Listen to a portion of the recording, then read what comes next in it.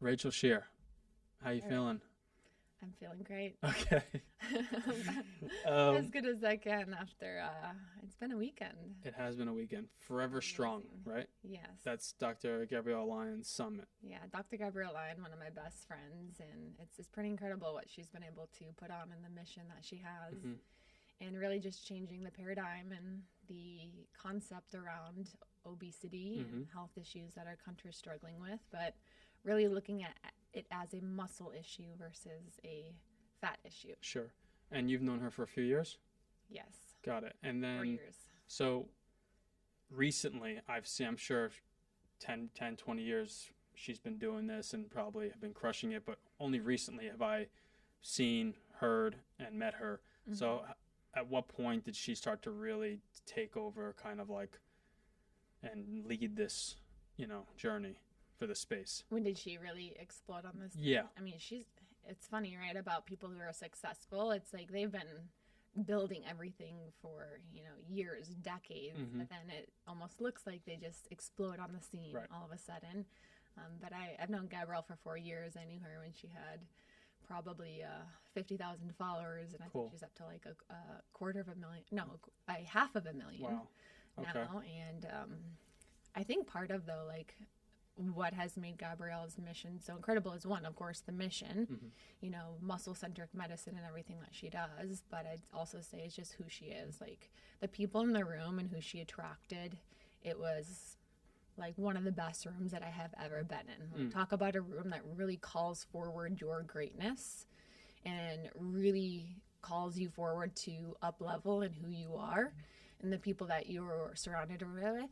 Like, that was what was so powerful about being in that room. And for me, I know like how Gabrielle's changed my life. She like became one of my best friends. And one of the things actually shared at the event is, I'm the type of person who's very skeptical at the beginning. I'm like, I'm skeptical until you're proven innocent. And so Gabrielle at first was like, we're gonna be friends, and I'm like, okay, what does this person want, right? Right. Like, because everybody, in the space, they've learned that, okay, get close, give something in order to get something, but you can really tell the difference, energetically when somebody is like, hey, how can I support you? How can I help you? Because I want something in return. So at first I kind of was like, okay, like, what does this girl want? Why does she want to be my friend? And as time went on, it was very, very genuine with Gabrielle. Like, when I went through a breakup this last year, she was like the first person to call me to get on the phone. My book that's launching here actually in a couple of weeks, she wrote the foreword to it. I'm like, hey, I need this in like 4 days. And she's like, done. Got it. Hmm. And that's just who she is. That's awesome. What's the title of your book? Root cause. Root Cause. Got it. Actually, on your page, there's like a whole quiz or consult that you do, right?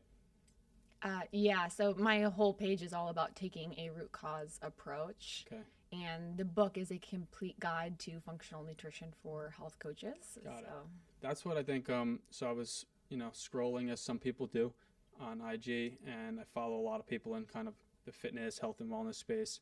So you were talking about, I believe it was the SAT diet I mentioned earlier, and I just really appreciated the transparency that of your content. So that's kind of why I reached out and wanted to get you on, and then it just worked out perfectly that Gabriella had the summit here, and we hosted it at Collective. Yeah.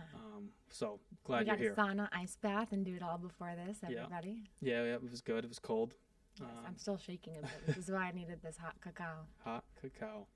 You're not a big caffeine person, right? You said? I used to be, and I think that's why I'm not anymore. I have more of an addictive personality. I've found, right? A lot of entrepreneurs do, so I definitely overdid the caffeine. And I also have a very sensitive nervous system as well. And I think I just realized that it used to be something that like I used to push away. I didn't want to have to be the person who's like, okay, I can't go as hard as everybody else. I've now learned that it's such a gift because I actually can read people. I'm very, very intuitive on a very energetic level with people. And so now it's a gift, but my nervous system, taking a lot of stimulus, like being in an event, it affects me more than the average person overall. And caffeine was actually one of those things that I cut out. I wouldn't say caffeine, coffee. I still do some caffeine, because there's even caffeine Sure. in cacao, and I'll do matcha, but I had been an avid caffeine drinker, I think, or coffee drinker since I was, I don't even know, like a kid, like teenager, right? Yeah. And it was just one of those stressors. I was like, I'm going to see what happens when I pull it out. Literally changed my life, though, pulling out coffee and like How many sleep milligrams a day were anxiety. you taking, you think? I would say like 2 to 3 cups of coffee, but it's like if you're not measuring, right? If you're not Right. measuring the amount of like, okay, ground coffee with water, like Sure. you could be getting anywhere between 100 milligrams a cup up to like 300 milligrams a cup. Fair. Yeah, so it would just cause a lot of like heightened arousal, but like overly aroused nervous system for me. And I was like, I don't feel like I have anxiety. Like my thoughts are very positive. I have a very healthy outlook on the world. Like I don't sure. feel like I'm like in a state of fear, but I was just noticing like a nervous system dysregulation. So I pulled coffee out and it fixed all of Cold that. turkey.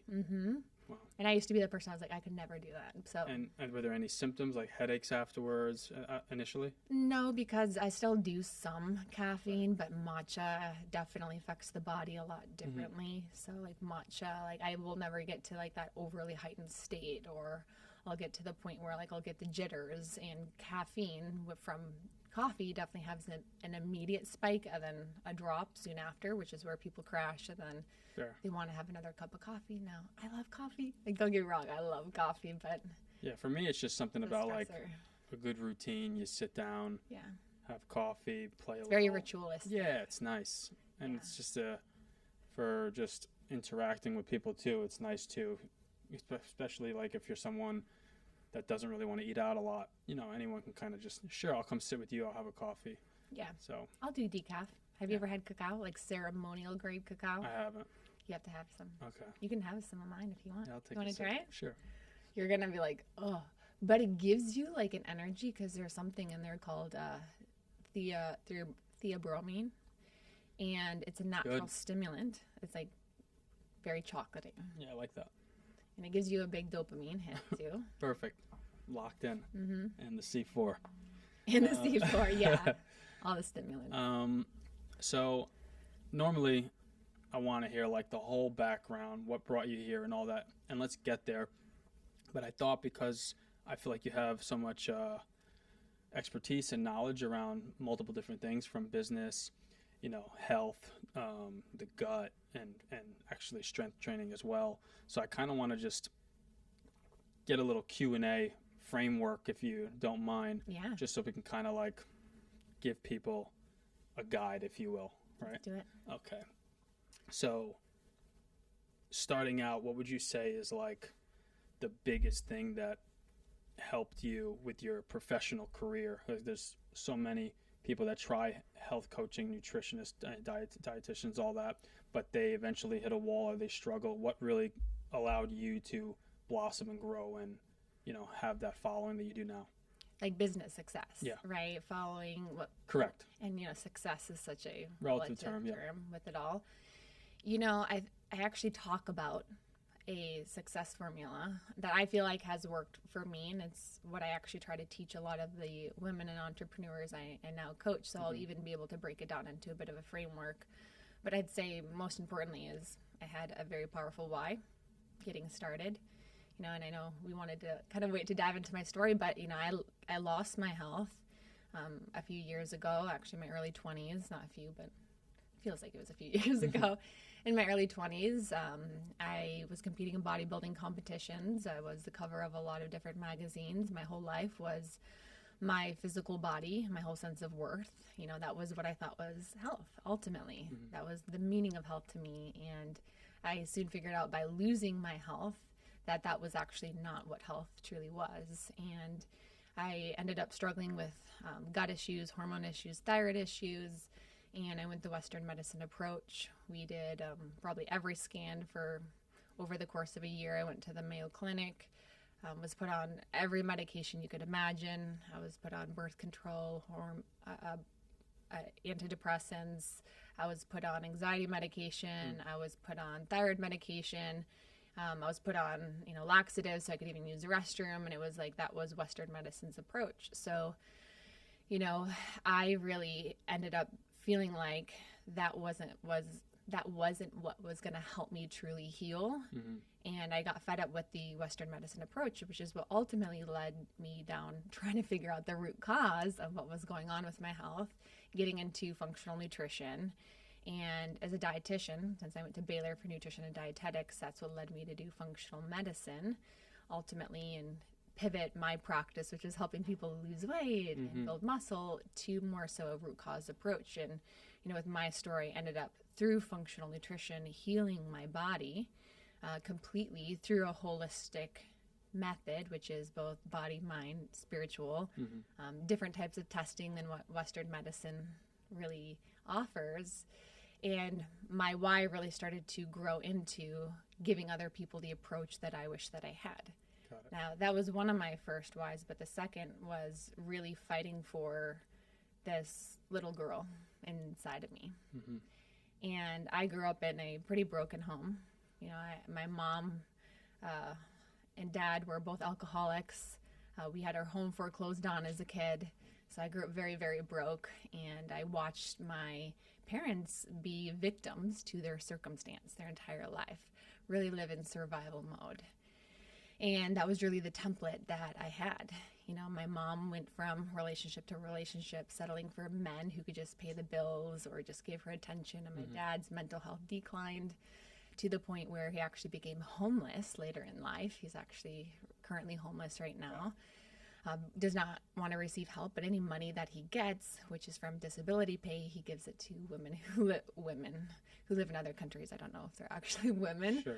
And you can't make this shit up, but I share all of that because I felt like my why began to grow into really breaking that family curse that I had, and being the person in my family to also change the trajectory, right? It felt like it was up to me in so many ways to do the deep healing work. So for me, when I learned more about functional nutrition and the holistic healing combined with more of this pain side of it all, that for me created a very, very powerful why. So one, breaking this family trajectory. I want to be the mom that does not pass that down. I will not pass that down. And two, to really serve other people in their healing. One, because of what I've been able to do for myself, but helping people in giving them the approach that I wish that I had. And for most people, they don't have that powerful of a why. And for me, that's what can get me up every single day, even on the days where I don't feel like it, even the days where we're like, oh, okay, I'm tired.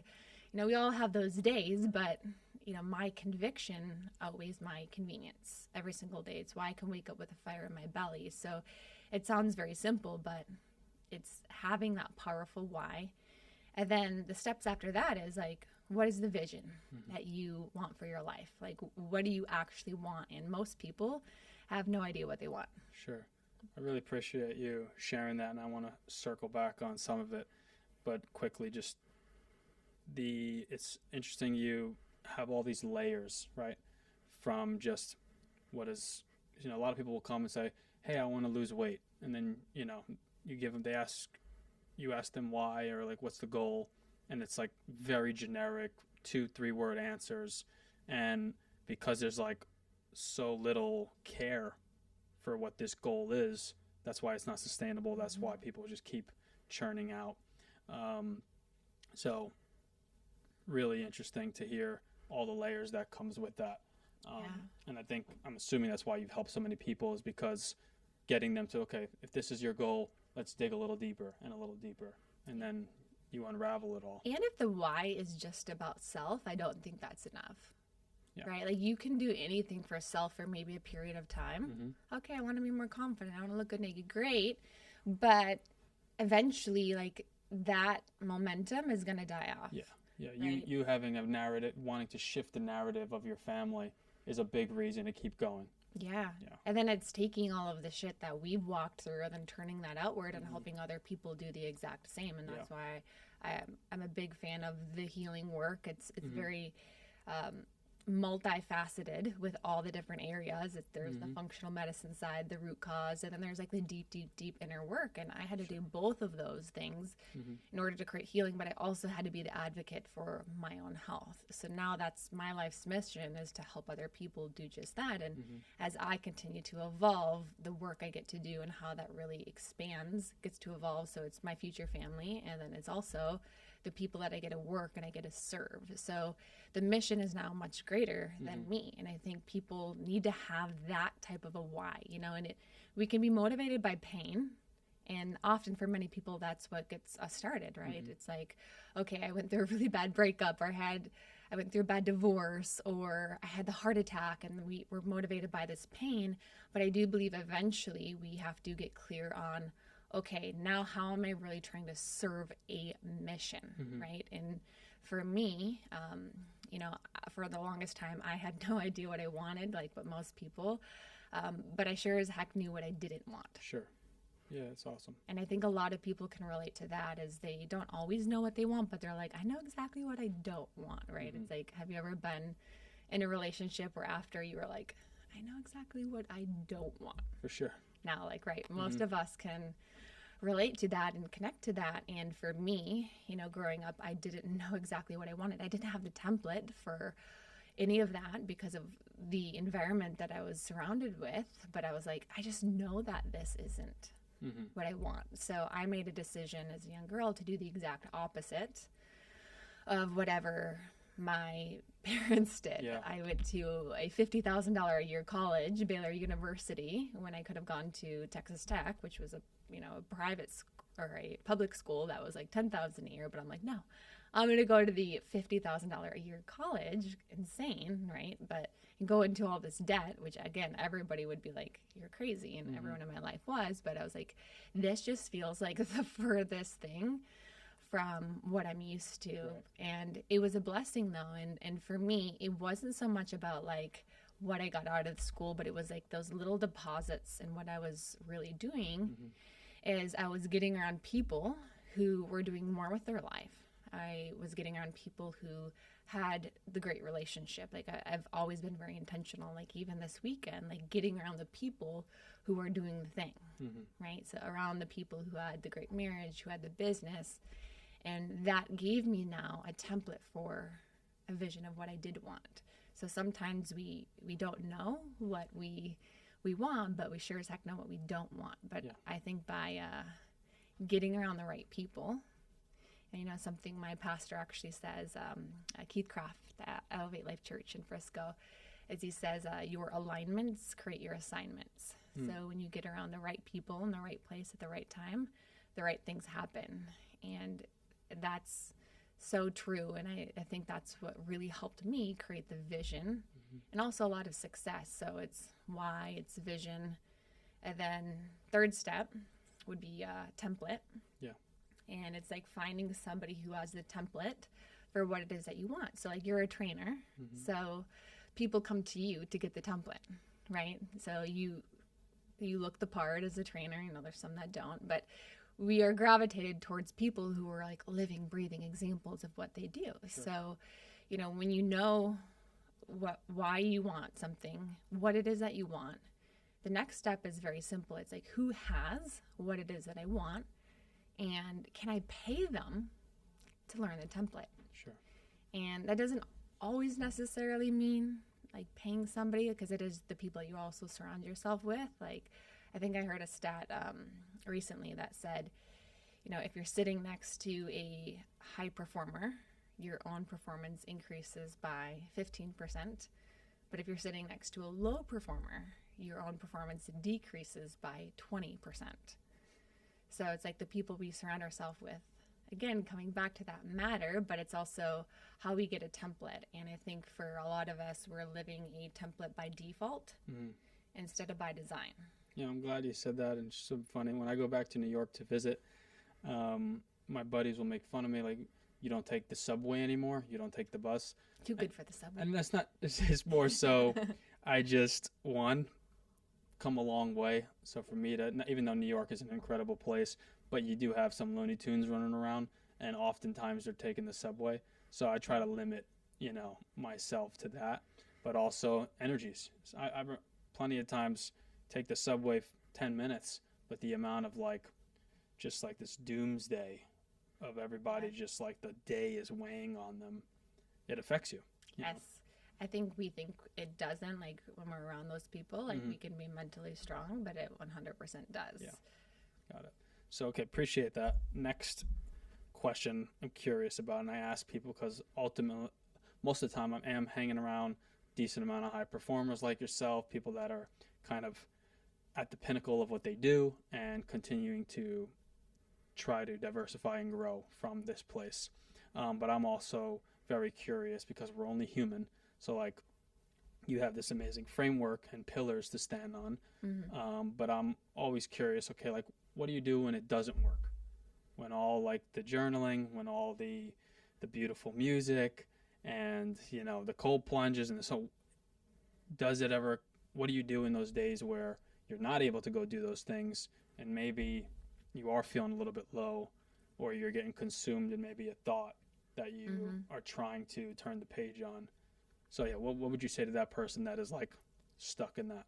Who's stuck in that? Yeah, and what do you do when you get stuck in those moments, if you do? Yeah, you know, what I used to do is I used to stay in that, right? That's what we are conditioned to do. It's like, okay, I'm not feeling it, I'm just going to stay here. And then what happens mentally is that grows and grows and grows, right? So actually the next step, even after it is getting the template, it's action. Right. And that's important because there are the days where we don't feel like it. There's the days where, you know, we're in our heads. There's the days where all of our own shit is coming up. Like, okay, who am I to be doing what it is that I'm doing? Nobody's going to listen to me. I don't like none of this is working. Like, we're just in that negative headspace, and action alleviates anxiety every single time. And I know for me, when I've just kind of been like, okay, I'm just going to sit here and like give myself time to process. Like you can do that and hold space for a period of time, but eventually you just have to continue to move forward. Like today on this podcast, you guys, I was telling Eric before, I was like, I'm exhausted, I am tired, but you know what, like if I would cancel the podcast and not come here, it would just kind of be that little thing that would like eat at me, right? And I'm like, okay, I'm just gonna go, I'm gonna trust, take action, and you're going to feel better as things continue. And hey, that's exactly what happened, you know? So I think we want to be able to hold space for ourselves. Like we need that. It's not like just bullying ourselves into doing things. So it's like hold space, process what it is that's coming up for you for a short period of time, but then keep moving forward. Keep moving forward. And I worked with a coach who really helped me in this because like I used to struggle quite a bit. You know, I told you I was on different medications and coming off of my antidepressant that I was put on when I was younger was like one of the hardest things that I ever walked through. And it was one of those things where I was like, okay, I can either just like stop life completely or I can continue to move forward. So there would be times where like I would feel awful, but I would still show up. And one of my core values that I have is excellence. Now, excellence is very different than perfectionism. Very, very different. And recovering like type A perfectionist personality, probably what led to a lot of my health issues and competing in bodybuilding and all of that. But I have learned that excellence is really giving my best in everything that I do, which looks different on different days. On the days where I'm post-event and I'm tired, my best is going to look very, very different. But I can still show up and give my best with what I have. And then on days where I got, 9 hours of sleep and I had my perfect morning routine and I'm feeling amazing and all of those things are working like we talked about, like my best looks very different. But if my expectation is for me to always be at that quote unquote best, that's more so perfectionism. And that's what creates a lot of the shame, the inadequacy, the beating ourselves up. So I can maintain my core value of excellence by just showing up and giving what I can. And I think having core values at the core of like a framework for me is just a way to like check in with myself. It's how I make decisions, right? So if there's something I'm wavering on or I'm not sure, I run it through core values. Does it align or not align? There's my decision right there. Okay. So I know it's like not the soft answer, but you just got to keep going. Yeah, no, that's the best answer. I always think, like, people ask about, I'll scroll the Gabriellas, the Hubermans, yours, sometimes I'm like, these people have the best fucking one-liners I've ever seen, super thought out and catchy. I'm definitely, like, not someone that puts together those things really well. When I get these guys to edit it out, sometimes it looks really good, but I don't need, like, I appreciate the long answer, and I think people do too because they can relate to that. Yeah. I got some one-liners. Yeah, that's good. I want to hear Action more. alleviates anxiety. There's one. Perfect. All right. Moving forward now. Talk to me about strength training. Like, what is your kind of ideal program look like? What are you doing to move your body daily? I should be asking you that question. You're the trainer. I know what works for me, and coming from being a fitness model bodybuilder, that was really the core of all of my exercises. For me, it's always progressive overload. It's always trying to, build as much muscle as possible. I think I told you off air, I've been like quote unquote bulking for the last 5 years of my life, which, coming from chronically dieting and competing with everything, I shot a lot of my metabolism doing all of that. That's what led to low thyroid, because that's what naturally happens. Hormones slow down, thyroid slows down. It's crazy that Western medicine doesn't look at it in that context. But it's everything really made sense why it happened. I was under so much metabolic stress in my life. So for me, training, I'm very intuitive with everything right now. So it's how am I feeling? Do you need to push today? Do you need to slow down today? Very often I think training can be okay, today is leg day. You do leg day no matter what, which again, we need to take action. I move my body every single day, but it looks different on different days based on how I am feeling. For women, there are times even in our cycle where this is a good time to push. This is a good time to push. This is when we can build muscle. Actually in that first half of the female cycle, it's great to do that. This is when progesterone's at its lowest. Progesterone is very catabolic, so it can break things down. It increases appetite, which is why women in the later half of their cycle, they get all the cravings and the PMS kind of issues that come with that. So it's actually better for a woman in the first couple of weeks to train hard, to train heavy. Actually in the second week of their cycle, when they're ovulating, testosterone peaks. So it's actually a great time, up protein, train harder, do lower reps, heavier weight. And then as you get into the second phase of your cycle, then it's a time where you maybe want to prioritize recovery. Progesterone's now high. You're a lot more catabolic. Yeah, that second phase, I know. Well, I used to get yelled at a lot there. Yeah. So, so there's so many things we can kind of sync with in our body. So for one, how you feel matters most.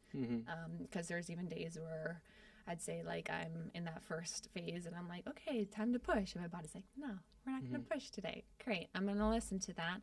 I move every single day because I have to. It's my therapy. But my workouts, I'd say it's trying to just progressively beat what I do. It's primarily weight training. I have some HIIT workouts in there. Okay. But nothing special. Well, the fact a lot of diet. Yeah. And just, it's consistency too. And I think that's the non-sexy answer is, being a fitness model and a lot of people even looking at my body, and I say that in a non egotistical way, but being hey, this girl's an example of what I want, which is why people want to work with me. They're expecting something maybe very extravagant often, and it's no, it's just a lot of consistency for all of my life. That's one of the gifts that I have is I have an insane discipline, so I can just do something long periods of time, and I won't ever get tired of it. Got it. I love it. Okay, shifting over, we touched up on kind of those initial steps, your why. We also touched up on, okay, what do you do when you don't work, when it doesn't work, and your training program. I'm curious on the business side of things. So talk to me about what this looks like for you right now in your day-to-day. This empire you've created and all these people you're helping, and then what would next steps look like for you? What's my day-to-day life look like? Correct. And then where do you hope to go to after that? Yeah. I mean, my days look different, especially like now that I'm doing a lot more traveling and speaking. So like driving home today from. By the way, I really appreciate that the common denominator of a lot of the answers is honest in terms of some days it's this, depending on the day, you're going to get this version of me. And I feel like people try to get so logistical and try to get the perfect day every day, but that's not real life. So anyway, try to cut you off. Keep going. Thank you. I mean, we are humans, and along with that is fatigue, is times where we're ready to charge forward, and there's times where we need to pull back. And I think, speaking of business, looking back at where I learned a lot of lessons early on as being a female entrepreneur, is I just tried to charge all the time. And guess what happened? Burnout. So I found myself burnt out quite a bit, and it was very frustrating for me because I'm like, okay, I have this powerful why, I have this mission, like, let's go, like blinders up, head down, let's work. And like I said, I have an insane work ethic, an insane discipline, and so I took like what I did in bodybuilding and competing to like my business, and it was like on steroids with everything. But hey, I would get burnt out, and it was so frustrating because it'd be like, okay, like, let's go. And then all of a sudden I'd have a setback, and then I'd have to like go and recover, or I'd get sick. And then I would find myself in like a low place. And then that would cause a setback in my business. And then eventually I'd kind of get myself back where I needed to be. And I'm like, all right, let's go. And then I kept like kind of running into this cycle over and over and over again. And that was where I really had to learn how to, I'd even say, balance some of what is a very masculine role, like running a business, charging, building like this entire, you could say empire, but it's not about me. So I don't really like that word. But this mission, that I have, it's a lot of doing, it's a lot of action, and that takes a lot of energy. And it is women, like, we don't charge the same way as men naturally, and I used to deny that. I used to be like, I'm going to keep up with all the guys, and I'm going to go. My coach was a man, so I would try to do all of those things, and it led to a lot of more health issues. Sure. So, and I'll come back to your question, but one thing that I really had to learn is the core value piece. So kind of coming back to that is, I wasn't very clear at that time what my core values were. And I talk about core values a lot with my coaching clients. Mine is health, maintaining a healthy body, mind, and spiritual health. It's excellence. I think I shared that one with you. But to me, that means like giving your best in everything. Do it right or do it again. It's relationships, which is intimacy in relationships. So that's into me, you see. And then it is also servant leadership. So it's being the person to go first, seeing a need and taking action. Now, I wasn't very clear on this early on in my business or in life, because not many people are just like, hey, I'm going to make sure I have my core values and I'm clear on all of those things. But here's why that's important, is because I wasn't clear. I wasn't in alignment with those. And that's what led to me sacrificing my health, right? Because if I'm massively clear that health is my core value, and it's physical health, but it's mental health and it's spiritual health, and I'm sacrificing my health and working till burnout, I'm not in alignment with that. If I'm sacrificing relationships in my life and not prioritizing that and intimacy with the people who matter most to me for this business and mission, I am not in alignment with my core values. So I learned that, yes, I want this over here, this mission, this purpose, but I'm not willing anymore to sacrifice these things. Got it. I'm not willing to sacrifice these.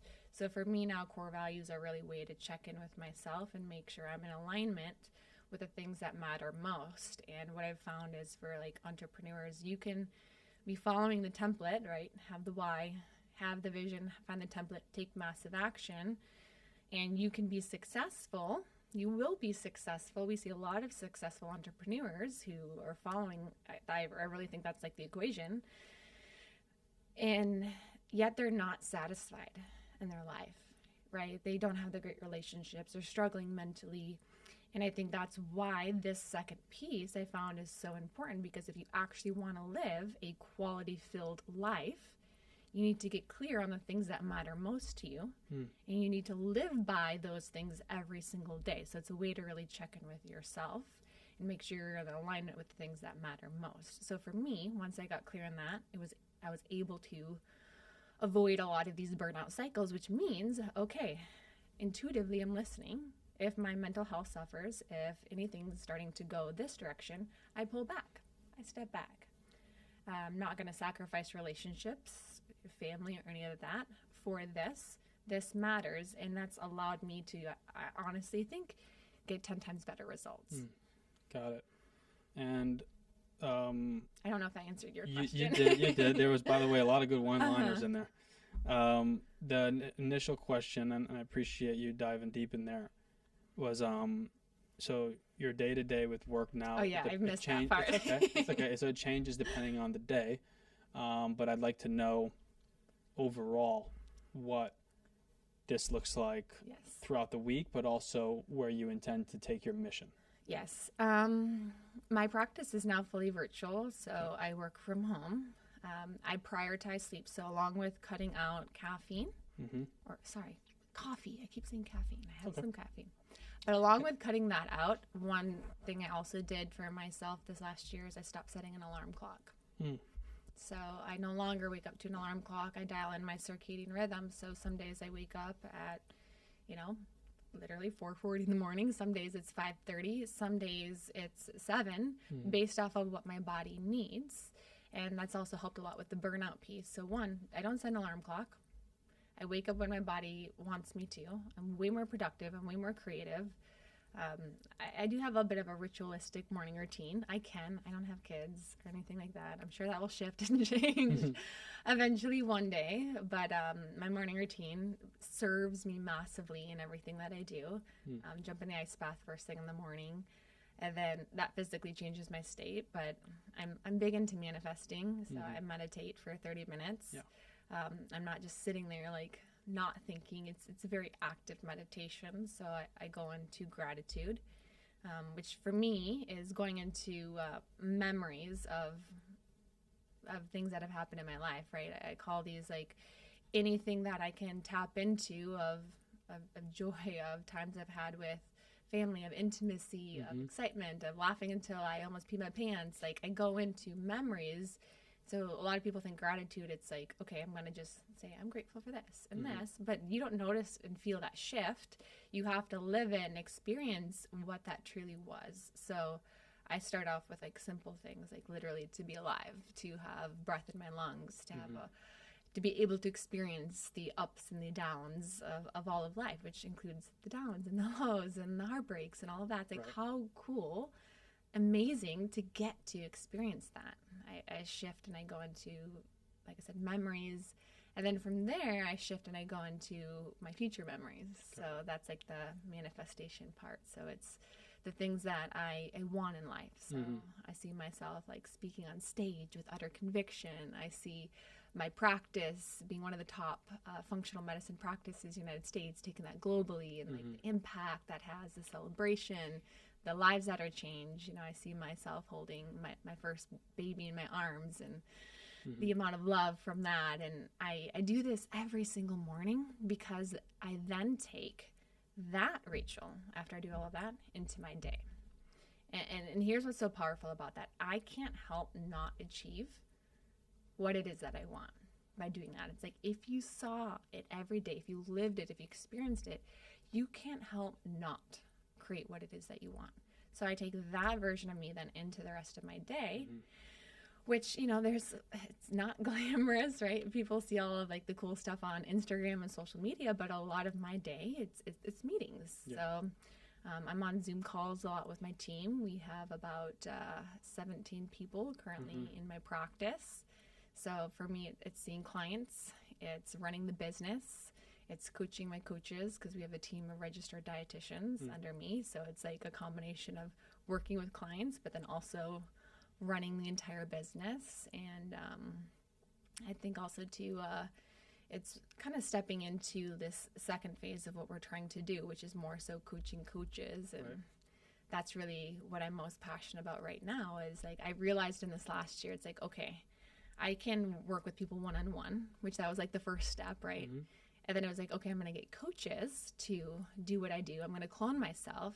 But the greater impact is if I can now train up a lot of coaches, certify them in the functional nutrition approach, now we're really talking about a mission that can really have a huge domino effect with taking a root cause approach. So that's really where the mission has evolved into, is how can we really take this root cause movement, which I believe is the healthcare of the future, because what we really have is sick care. It's not healthcare, right? Like that's really what I had. It's like if medication made us healthy, we'd be the healthiest country in the world. Right.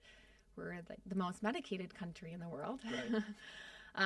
But it's quite the opposite, right? And actually, some interesting statistics is half of Americans are on prescription medications with an average of 4 medications per person, right? And that's really sick care, not health care. So functional nutrition, I believe, is the healthcare of the future, because what people are really desiring and wanting is somebody who genuinely cares, who's going to work with them, which is why coaches, I think, are at like the forefront of this movement, and why what I'm passionate about is how can we certify coaches, right? Coaches like you, like trainer, you connect with people in a very intimate way, right? Every single day, I'm sure you hear like all the stories, right? Yeah. About like the breakups and their life and everything.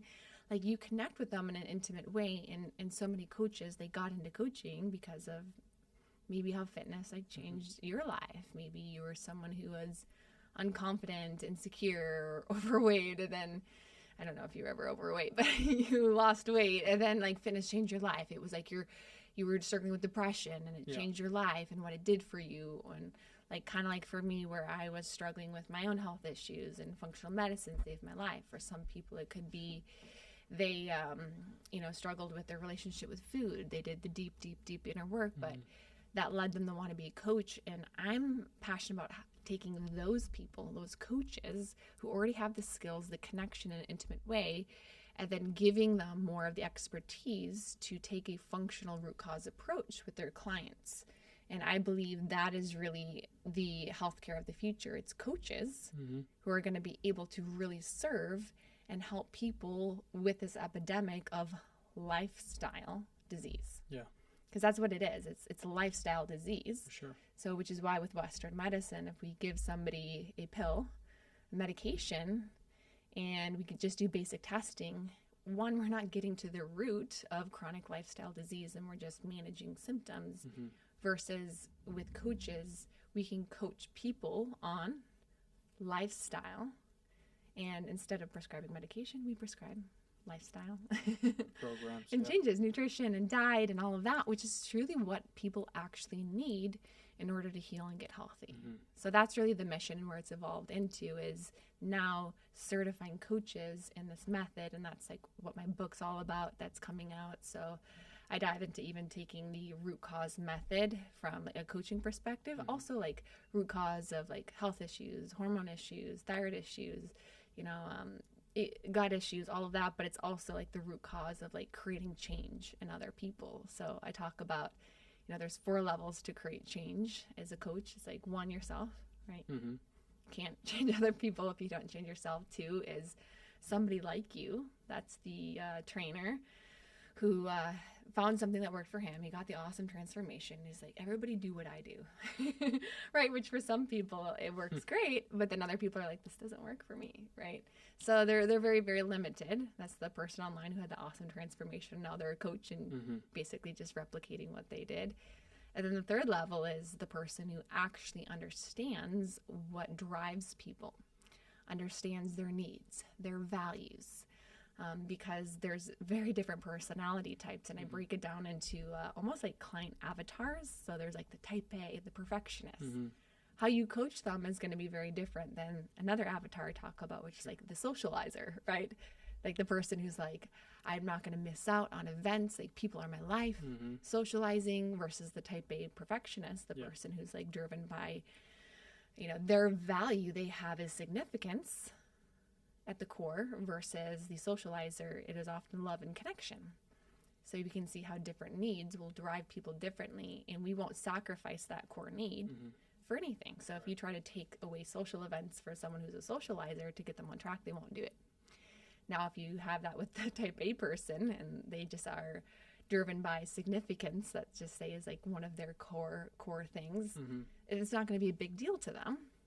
And for them, like achieving goals and maybe posting about it's going to be a bigger driver because they get significance from it. So it's this third level where you really have to understand what drives people to be able to create true change in them. And then the fourth level is more so creating change for a large group of people. This is like Tony Robbins status. This is like, you know, Gabrielle up on stage this weekend, and it's like a large audience, which you have obviously a lot of different personality types, but to be able to get people to really drive towards a mission in a room together. Yeah. Well, I think you are going to solve that because, you know, depending on if you're the socializer or the person that wants to be by themselves, headphones, hoodies on, no matter what, you got to figure out what that root cause is and then go from there. Well, I could keep going, but I have to run. And I know you have to head back soon too. Is there anything else you want to leave us with? And also, where can we find you and follow you? Yeah, anything to leave you guys with? I mean, it starts first with yourself, right? And I think that's like what we talked about is even before this is like you got to get your health, get your body, get that right first. Nothing else is possible without it. Like for me in my life, when I struggled with my health, everything was so self-centered. I was very selfish, which makes sense because I'm struggling with my health. Everything's about me. I'm just trying to get better, living in survival mode. And that's why health is really the foundation. It's the gateway drug to personal development, but also serving other people, serving a mission, serving something that's actually outside of you. But if you don't have your health, you can't actually do that, which is why like for people to like work with people like you or work with a nutritionist, you know, doing those things, it's not about just getting rid of the symptoms or getting a six-pack. It's about when I am really at this optimal place, what can I do as a byproduct of all of those things? So health creates your wealth. Health creates your wealth. All right. Well, I appreciate you, Rachel Scheer. Oh, and you can follow me on Instagram, Rachel Scheer. And my practice is Rachel Scheer Nutrition on there as well. Website, rachelscheer.com. Basically all my name. And when's the book coming out one more time? 2 weeks. 2 weeks. Probably by the time you guys listen to this podcast, the book will be out. So you can get it on Amazon. Root Cause, a complete guide to functional nutrition for health coaches. I love it. I appreciate you. Thank you, Eric.